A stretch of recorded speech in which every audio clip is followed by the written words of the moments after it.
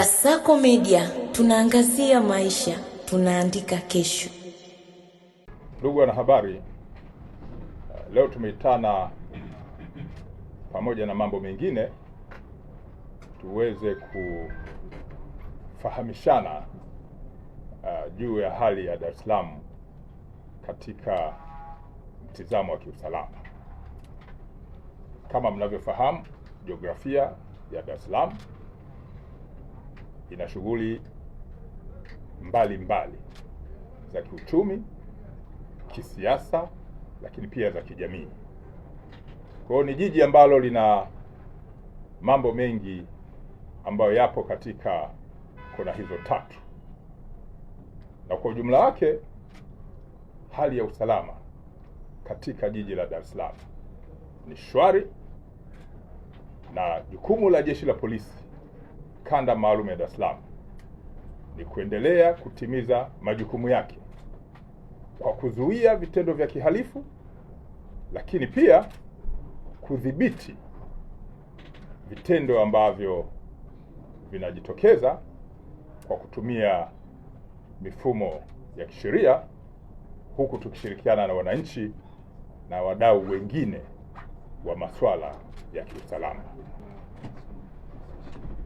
Napenda kuwataarifu pia, katika kushughulika na kazi hizo, kazi mbalimbali zimeendelea kufanyika za kuzuia, lakini kuwakamata watuhumiwa, na mwisho kwenda kwenye mamlaka zingine za kisheria, ikiwemo ofisi ya mashtaka na baadaye kwenye mahakama za kisheria zilizo katika jiji letu la Dar es Salaam. Mambo mbalimbali yamefanyika kwenye ofisi hizo kwa sababu sisi tunafuatilia pia, na napenda kuwaarifu kuwa jeshi hili Kanda Maalum ya Dar es Salaam tarehe 20 mwezi wa 4 mwaka huu wa 2026, eneo la Ubungo, jeshi limewakamata watuhumiwa 37 ambao wanatuhumiwa kufanya makosa mbalimbali, yakiwemo makosa ya kimtandao, ikiwa ni pamoja na kutoa vitisho mbalimbali na lugha za matusi mazito kwa watu mbalimbali.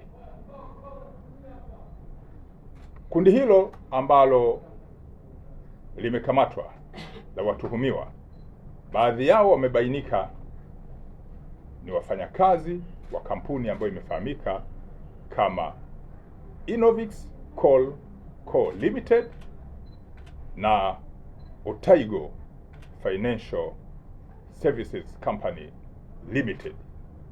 Hizi kampuni zinaonyesha zinajihusisha na ukopeshaji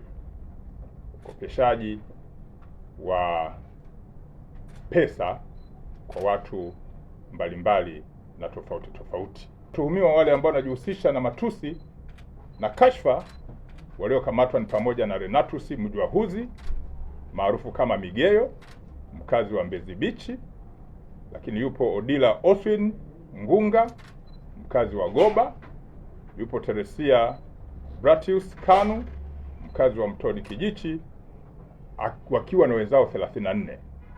Hawa hatua zaidi za kisheria, ikiwa ni pamoja na kuwapeleka kwenye mamlaka za kisheria, zitachukuliwa.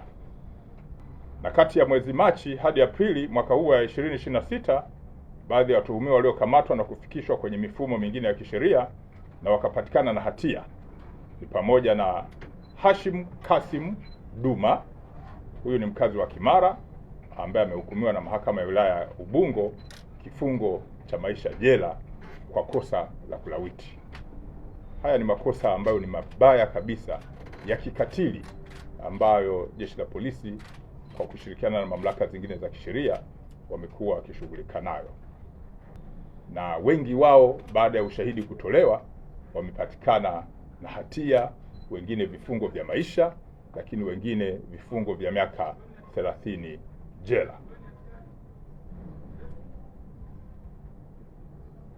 Wito wetu sisi jeshi la polisi kwa wananchi, kwanza ni kuendelea kutoa taarifa mbalimbali ili tuweze kuzuia vitendo vya kihalifu. Lakini pili, tunawataka wananchi ambao wamekuwa wakitoa taarifa zinazohusiana na makosa ya kijinai waweze kufika kwenye vyombo vya kisheria, ikiwa ni pamoja na mahakama, waweze kutoa ushahidi wao mahakamani. Na mwisho, sisi jeshi la polisi tumeendelea kusisitiza katika mifumo yetu kujenga tabia za maadili ya kazi zetu za kutoa siri za watu wanaotoa taarifa kwenye vituo vyetu vya polisi, lakini kushughulika na mashauri yanayofikishwa kwenye vituo vyetu kwa weledi na kuhakikisha kwamba yanafikishwa kwenye vyombo vingine vya kisheria ili hatua zingine za kisheria ziweze kuchukuliwa. Kwa hiyo makosa ya unyang'anyi kwenye takwimu ambazo nimezieleza hapa yamepungua. Makosa ya unyang'anyi wa kutumia nguvu yamepungua. Makosa pia haya ya ukatili dhidi ya watoto yamepungua, lakini yanapungua pale tu wananchi wanapotoa ushirikiano wa kuzitoa taarifa mapema, lakini kukubali kwenda kutoa ushahidi mahakamani ili mifumo hii ya haki jinai iweze kufanyika vizuri kama inavyotakiwa.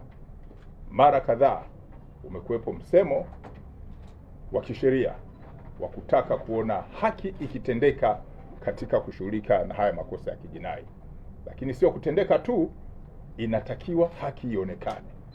Kwa hiyo ukiangalia taarifa ambayo nimeitoa ambayo ni ndefu hapa, mtaona watuhumiwa gani waliokamatwa kwa makosa gani, kina nani baada ya kutolewa ushahidi, nini kimefanyika na kinaonekana kwa mfumo wa kisheria. Na hilo ndilo jambo ambalo sisi Polisi Kanda Maalum ya Dar es Salaam tunalisisitiza kwamba tutaendelea kuzuia vitendo vya kihalifu kwa kushirikiana na wananchi na wadau wengine wa kiusalama, lakini pia kuhakikisha kwamba tunazingatia mifumo ya kisheria ya kuwapeleka kwenye mamlaka zingine za kisheria, na hapo tunawataka wananchi watoe ushahidi mahakamani ili watuhumiwa waweze kutendewa haki kulingana na ushahidi ambao unakuwa umetolewa pale mahakamani.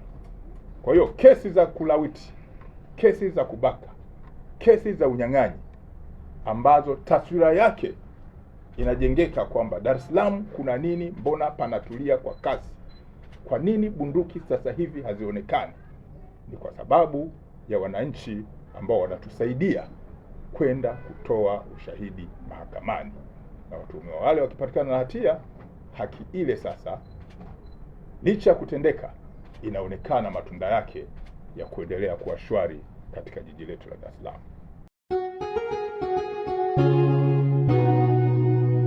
Kasako Media, tunaangazia maisha, tunaandika kesho.